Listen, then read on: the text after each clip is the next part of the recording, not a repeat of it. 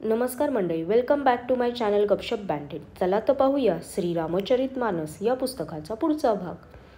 देवसुंदरी फुलांचा वर्षाव करीत गीत गात होत्या आणि देव आनंदाने नगारे वाजवित होते.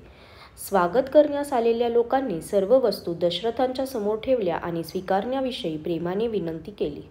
राजा दशरथांनी सर्व वस्तू प्रेमाने स्वीकारल्या. नंतर त्या बक्षीस म्हणून याचकांना दिल्या गेल्या.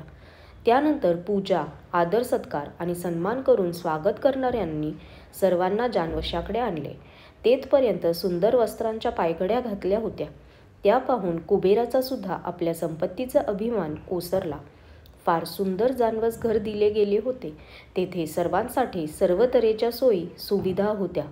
वऱ्हाड जनकपुरीत आल्याचे समजल्यावर सीतेने आपला थोडा महिमा प्रकट केला.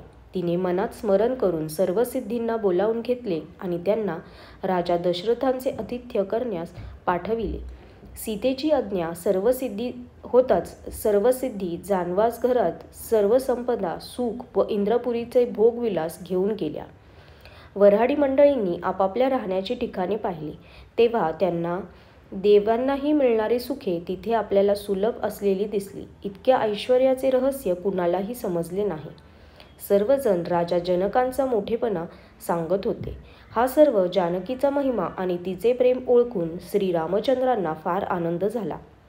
आपले वडील राजा दशरथांचे आगमन झाल्याचे ऐकून दोनही भावांच्या मनातील आनंद गगनात मावत नव्हता. संकोचामुळे ते गुरु विश्वामित्रांना सांगू शकत नव्हते, परंतु मनात पित्याच्या दर्शनाची लालसा होती.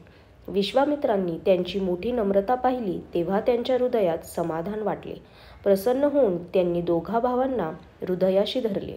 त्यांचे शरीर पुलकित झाले आणि नेत्रातून प्रेमाश्रू वाहू लागले. ते त्यांना घेऊन दशरथांच्याकडे गेले. जणू सरोवरच तहानलेल्याकडे निघाले होते. जेव्हा राजा दशरथांनी पुत्रांसह मुनी येत असल्याचे पाहिले तेव्हा ते मोठ्या आनंदाने उठले व सुख सागराचा थांग घेत निघाले. पृथ्वीपती दशरथांनी मुनींची चरणरज वारंवार आपल्या मस्तकाला लावली आणि त्यांना दंडवत प्रणाम केला. विश्वामित्रांनी राजाला उठवून हृदयाशी धरले आणि आशीर्वाद देऊन खुशाली विचारली. नंतर दोघा भावांनी राजाला साष्टांग नमस्कार घातला तेव्हा राजांना झालेला आनंद काही विचारू नका. त्यांनी दोन्ही मुलांना छातीशी कवटाळून आपले वियोगाचे दुःख दूर केले. जणू मेलेल्या शरीरात नवचैतन्य आले. नंतर त्यांनी वसिष्ठांच्या चरणी मस्तक ठेवले. मुनिश्रेष्ठ वसिष्ठांनी सप्रेम आनंदाने त्यांना आलिंगन दिले. दोघा बंधूंनी सर्व ब्राह्मणांना वंदन करून मनपसंत आशीर्वाद मिळविले.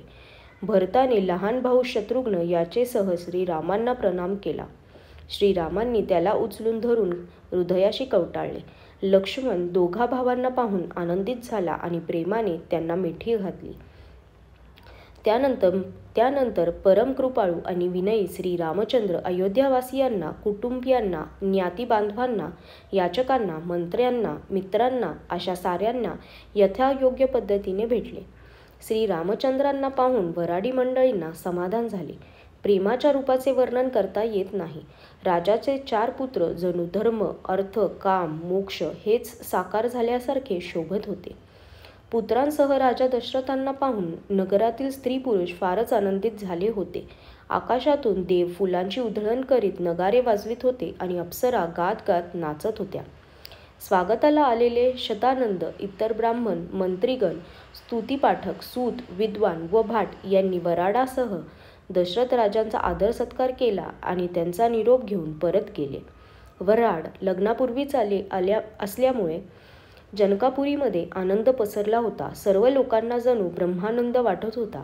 ते विधात्याला विनंती करत होते की दिवस व रात्र मोठे होत. श्रीराम व सीता हे लावण्याची परिसीमा आहेत आणि दोनही राजे पुण्याची. जिथे तिथे जनकपुरीवासी स्त्री पुरुष जमून असेच म्हणत होते, जानकी ही जनक राजांच्या सुकृताची मूर्ती होय आणि दशरथांचे सुकृत देह धारण केलेले श्रीराम होत.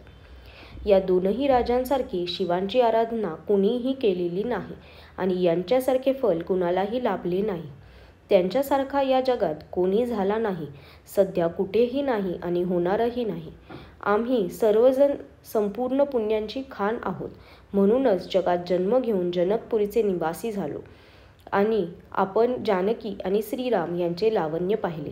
आमच्यासारखे विशेष पुण्यात्मा कोण असणार? आणि आता आपण श्री रघुनाथांचा विवाह सोहळा पाहणार आणि नेत्रांचा पुरेपूर लाभ घेणार. कोकिळेप्रमाणे मधुर बोलणाऱ्या स्त्रिया आपापसात बोलत होत्या की हे सुंदर नयने, या विवाहामुळे आमचा मोठा लाभ होणार आहे. आमचे भाग्य मोठे म्हणून विधात्याने सर्व जुळवून आणले. हे दोघे भाऊ आता आपल्या नेत्रांचे पाहुणे होणार. राजा जनक हे प्रेमाने सीतेला वारंवार बोलवणार आणि कोट्यवधी कामदेवांसारखे दोघे भाऊ सीतेला घेऊन जाण्यासाठी येत राहणार. आजच्यासाठी धन्यवाद.